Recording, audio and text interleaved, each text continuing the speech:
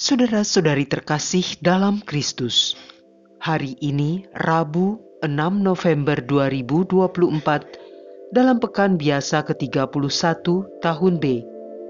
Bacaan dibawakan oleh Felicia Devina, Mazmur dilantunkan oleh Benediktus Joshua, dan renungan ditulis oleh Robertus Suparjo. Selamat menekuni Sabda Allah. Mari kita semakin mengasihi, semakin peduli, semakin bersaksi.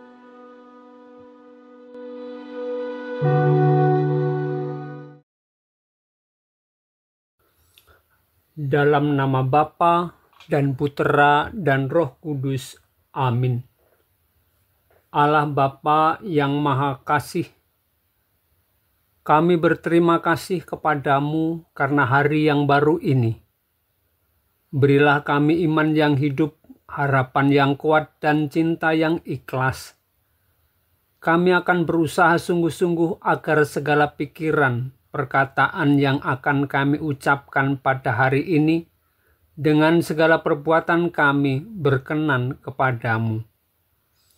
Bimbinglah kami dengan terang Roh Kudus-Mu, agar kami semakin serupa dengan Yesus Kristus Putra-Mu. Berkatilah keluarga kami dan semua orang yang akan kami jumpai hari ini. Berkati pula persaudaraan kami dengan mereka, agar menunjukkan kebaikan seperti Engkau baik hati bagi semua orang.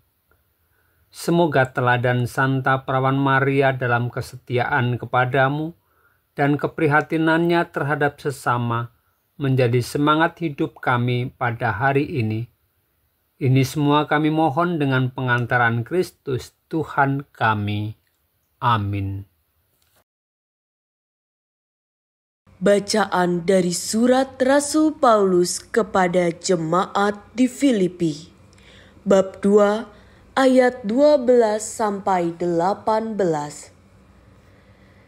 Saudara-saudara kekasih, kalian senantiasa taat.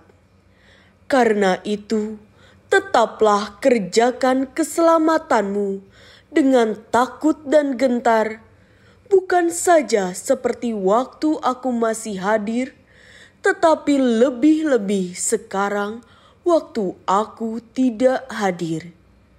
Sebab Allah lah yang mengerjakan dalam dirimu, baik kemauan maupun pelaksanaan menurut kerelaannya.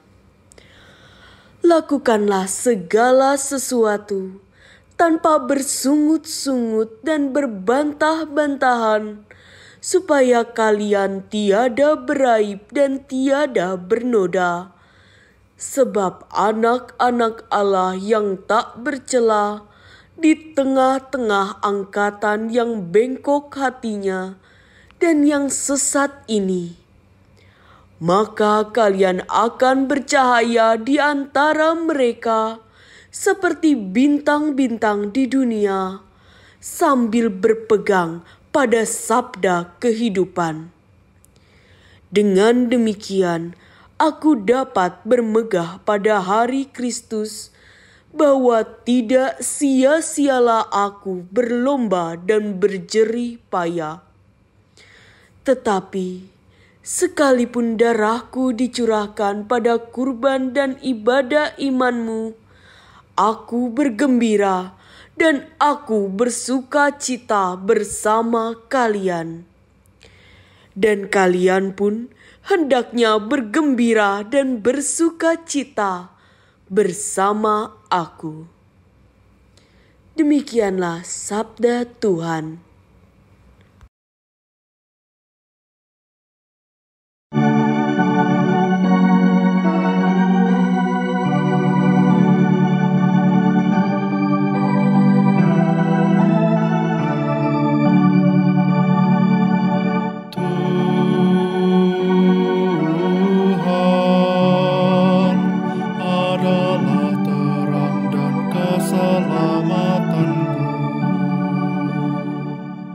Tuhan adalah terang dan keselamatanku. Kepada siapa aku harus takut? Tuhan adalah benteng hidupku. Terhadap siapakah aku harus gentar? Tuhan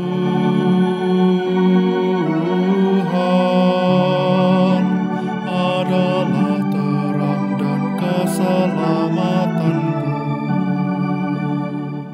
Satu hal telah ku minta kepada Tuhan,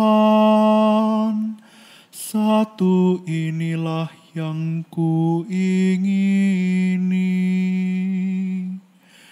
diam di rumah Tuhan seumur hidupku, menyaksikan kemurahan Tuhan dan menikmati bait-Nya. Tuhan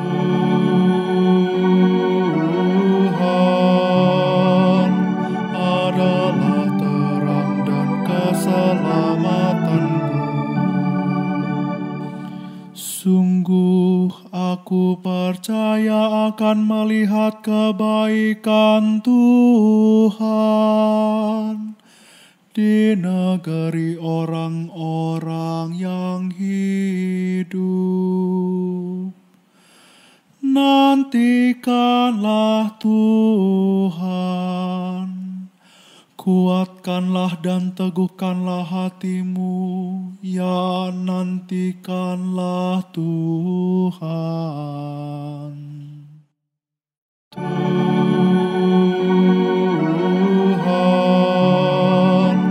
adalah terang dan keselamatanku.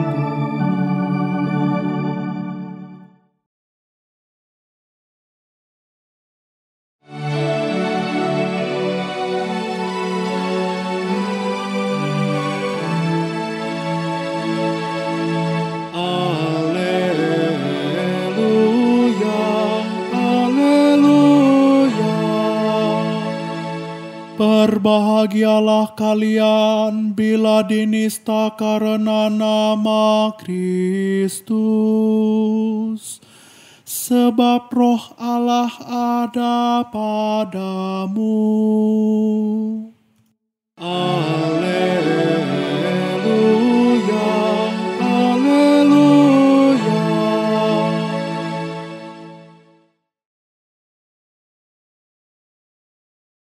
Inilah Injil suci menurut Lukas, bab 14 ayat 25 sampai 33. Pada suatu ketika, orang berduyun-duyun mengikuti Yesus dalam perjalanannya. Sambil berpaling, Yesus berkata kepada mereka, "Jika seorang datang kepadaku dan ia tidak membenci bapaknya, ibunya, istrinya, anak-anaknya, saudara-saudarinya, bahkan nyawanya sendiri, ia tidak dapat menjadi muridku. Barang siapa tidak memangku salibnya dan mengikuti aku, ia tidak dapat menjadi muridku. Sebab siapakah di antaramu yang mau membangun sebuah menara, tidak duduk membuat anggaran belanja dahulu? Apakah uangnya cukup untuk menyelesaikan pekerjaan itu? Jangan-jangan sesudah meletakkan dasar, ia tidak dapat menyelesaikannya. Lalu semua orang yang melihat itu akan mengejek dengan berkata, 'Orang itu mulai membangun, tetapi tidak dapat menyelesaikannya.' Atau raja manakah yang hendak berperang melawan raja lain, tidak duduk mempertimbangkan dulu apakah dengan 10.000 orang ia dapat melawan musuh yang datang menyerang dengan 20.000 orang? Jika tidak dapat, Ia akan mengirim utusan selama musuh masih jauh untuk menanyakan syarat-syarat perdamaian. Demikianlah setiap orang di antaramu yang tidak melepaskan diri dari segala miliknya tidak dapat menjadi muridku. Demikianlah sabda Tuhan.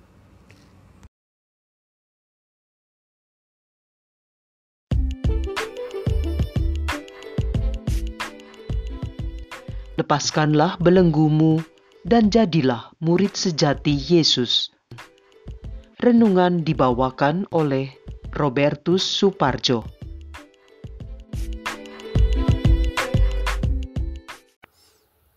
Bapak, Ibu, kaum muda, remaja, dan anak-anak yang terkasih dalam Kristus. Selamat pagi, selamat mensyukuri kasih Allah yang kita terima sepanjang tadi malam dan hari ini. Merenungkan bacaan hari ini, Yesus menyampaikan pesan kehidupan kepada kita semua. Bagaimana kita belajar dan berusaha menjadi murid Yesus. Sudah sekian lama kita menerima sakramen baptis. Berarti sudah sekian lama pula kita mengikuti Yesus dan menjadi murid-Nya. Mengertikah mengapa dan untuk apa kita mengikuti Yesus? Sudahkah kita memiliki sikap yang Yesus minta kepada kita untuk menjadi murid-Nya yang baik? Bacaan Injil yang kita baca hari ini memberikan 3 catatan penting bagi kita untuk menjadi murid Yesus yang sejati. Pada awal bacaan dinyatakan bahwa banyak orang berduyun-duyun mengikuti Yesus. Mengapa mereka mengikuti Yesus? Mungkin mereka terkesan dengan kehadiran Yesus, menyaksikan apa yang dilakukannya. Mereka tertarik, terpesona oleh kehadiran dan tindakan Yesus. Benarkah demikian? Mungkin saja itu benar. Tentu ada banyak alasan mengapa mereka mengikuti Yesus. Pertanyaan yang sama juga menjadi pertanyaan kita sendiri. Mengapa saya mengikuti Yesus? Berhadapan dengan mereka, Yesus mengingatkan, "Jikalau seorang datang kepadaku dan ia tidak membenci bapaknya, ibunya, istrinya, anak-anaknya, saudara-saudaranya laki-laki atau perempuan, bahkan nyawanya sendiri, ia tidak dapat menjadi muridku." Benarkah untuk menjadi murid Yesus harus setega itu? Tentu tidak letterleks kita memahami makna kata membenci di sini. Kita harus memahami benar apa maksud Yesus dengan kata membenci itu. Kata membenci dalam ayat ini dimaksudkan dengan kurang mengasihi. Yesus menuntut agar kesetiaan dan kasih kita kepadanya lebih besar daripada setiap hubungan kasih sayang yang lain, sekalipun kepada keluarga kita sendiri. Dengan kata lain, kita harus mengambil prioritas di hadapan sebuah pilihan, tetap mengikuti Yesus atau terbelenggu dengan keluarga sendiri dan diri sendiri. Memang Yesus menggunakan istilah yang rasanya berlebihan, tetapi dimaksudkan untuk memberikan kesan yang lebih kuat dan lebih mendalam terhadap apa yang ingin dinyatakannya. Akhirnya, untuk mengikuti Yesus harus diperhitungkan dengan matang, tidak sembarangan. Yesus mengajarkan bahwa barang siapa ingin mengikuti Dia dan menjadi murid-Nya, harus memutuskan lebih dahulu apakah ia siap untuk membayar harganya. Harga kemuridan yang sejati adalah pengorbanan. Kita harus siap mengorbankan semua hubungan dan harta milik. Kita tidak boleh terikat dengan segala sesuatu yang kita miliki, barang material, keluarga, kehidupan, cita-cita, rencana, atau kepentingan sendiri. Ini tidak berarti bahwa kita harus membuang semua yang kita miliki, atau Yesus membenci semua itu. Tetapi yang dimaksudkan adalah bahwa segala hal yang kita miliki itu harus dapat membantu kita melayani Kristus dan berada di bawah tuntunannya. Yesus ingin menekankan bahwa menjadi murid berarti siap menjadikan Yesus sebagai prioritas utama. Sekali lagi, mengikuti Yesus berarti Yesus sebagai prioritas utama di atas anggota keluarga dan diri sendiri. Maka pergumulan berat yang harus dihadapi sebagai orang yang percaya kepada Yesus dan untuk menjadi murid Yesus adalah ketika harus memilih antara melepaskan milik atau mengikuti Yesus, atau tetap memegang miliknya dan meninggalkan Tuhan Yesus. Itulah sebabnya Yesus mengatakan, yang tidak melepaskan dirinya dari segala miliknya tidak dapat menjadi muridku. Ingatlah kisah pemuda yang kaya yang datang kepada Yesus dan bertanya kepada Yesus, "Guru, apa yang harus kami perbuat?" Bapak, Ibu, kaum muda, remaja, dan anak-anak yang terkasih. Hari ini kita ditantang oleh Yesus untuk sungguh-sungguh menunjukkan apakah kita mau menjadi murid Yesus yang sejati. Sanggupkah kita memprioritaskan Yesus di atas semua yang kita miliki? Jika kita diminta memilih Yesus atau karir, Yesus atau harta milik, jawaban kita atas pertanyaan itulah yang akan membuktikan kita menjadi murid Yesus yang sejati atau tidak. Rasul Paulus mengingatkan agar kita tetap mengerjakan keselamatan kita. Lepaskan semua belenggu yang dapat mengganggu kita dan menjadi murid dan menjalankan kemuridan itu. Lakukanlah semua yang Yesus perintahkan kepada kita dengan ketulusan hati, tidak bersungut-sungut dan berbantah-bantahan. Lakukan tugas kemuridan kita dengan kasih karunia Allah dan kuasa yang diberikan kepada kita. Kita berani menentang dosa dan mengikuti keinginan Roh Kudus di dalam diri kita. Dan kita mengerjakan keselamatan yang berpusat pada pentingnya pengudusan dan mendekatkan diri kepada Kristus.